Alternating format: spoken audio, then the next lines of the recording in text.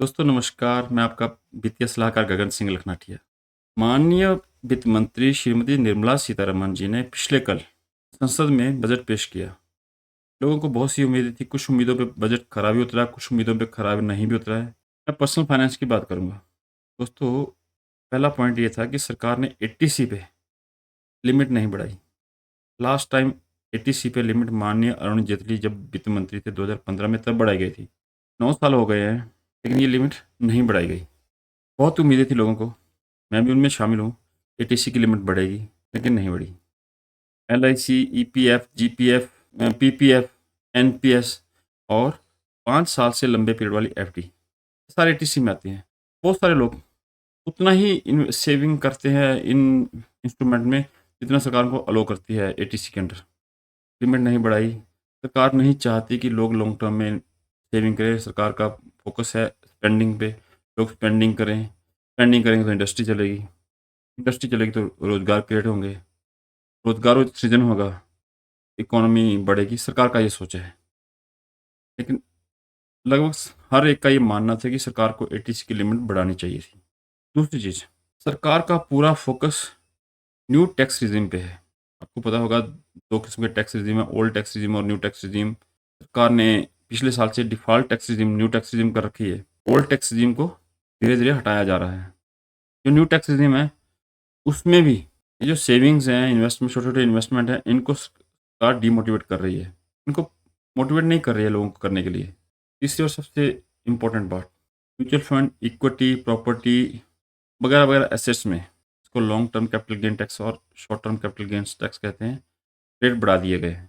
यहाँ पर long term capital gains जिसका पीरियड 1 साल से ज़्यादा था, 10% थे, सरकार ने उसको बढ़ाकर 12.5% कर दिया है। और जो शॉर्ट टर्म कैपिटल गेन थी उस पे लगने वाले टैक्स को 15% से 20% कर दिया है। इससे सरकार की कोशिश है कि लगभग 25 से 35 हज़ार करोड़ रुपए तक सरकार कमा पाएगी। तो जो लोग म्यूचुअल फंड में इन्वेस्ट करते हैं, शेयर्स में, डिवेंचर में, बॉन्ड्स में इन्वेस्ट करते हैं, उनके लिए एक छोटा सा झटका समझा जाएगा। बात इक्विटी की हो रही है। जो ऑप्शन ट्रेडिंग था, वहाँ पर ट्रेडिंग पे पहले 0.062% टैक्स था ट्रेडिंग पे, वो बढ़ाकर 0.1% कर दिया है। देखने में अमाउंट बहुत छोटे प्रतिशत में है, लेकिन लगभग 2 गुना बड़ा है। वैसे फ्यूचर ट्रेडिंग में एसटीटी जो टैक्स है, पहले 0.0125% था, उसको बढ़ाकर 0.02% कर दिया गया है। सरकार की प्लानिंग है कि फ्यूचर एंड ऑप्शन से लगभग 5,000 करोड़ रुपए का रेवेन्यू जनरेशन करेंगे। दोस्तों, अभी बात करेंगे पर्सनल इनकम टैक्स की। हर किसी का इंटरेस्ट इसमें होता है। इनकम टैक्स में कुछ सुधार हुए हैं, मैं आपको बताता हूँ। फाइनेंशियल ईयर 2023-24, फाइनेंशियल 24 और 25, 0 से 3 लाख तक पहले नो टैक्स था। अभी भी 0 से 3 लाख नो टैक्स, कोई चेंजिंग नहीं आई। पहले 3 से 6 लाख 5% था, अभी ये बढ़ाकर 3 से 7 लाख कर दिया। बस सिर्फ एक ही चेंजिंग इनकम टैक्स में आई है। 3 से 6 लाख था, या 3 से 7 लाख कर दिया, ये 5% हो गया। 6 से 9 लाख 10% है, यहाँ 7 से 10 लाख 10% है। वही सेम 3 लाख का गैप है, यहाँ पे 3 लाख का। पहले 3 से 6 था, यहाँ 3 से 7 है बस।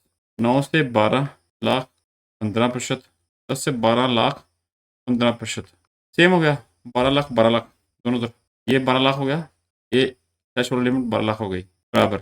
12 से 15 20%, पहले भी 20% था, अभी भी 20% है। कुछ भी चेंज नहीं हुआ इसमें, सिर्फ ये एक चेंजिंग हुई थी। यहाँ पे 3 से 6 है, 6 से 9 है और 9 से 12 है। 3 से 7, 7 से 10 और 10 से 12, ये थोड़ा सा फर्क है। बाकी 15 लाख से बड़ा अबव एंड अबव 30%, यहाँ भी 15 लाख प्लस पे 30%। एक छोटी सी चेंज आई है, पहले भी टोटल स्लैब 6 थी, अभी भी टोटल स्लैब 6 हैं। मेरी यहाँ पे एक ऑब्जेक्शन है, सरकार क्या 10 से 13 नहीं कर सकती थी? अगर पीछे से 1 लाख बढ़ाया है, यहाँ भी बढ़ाना चाहिए था।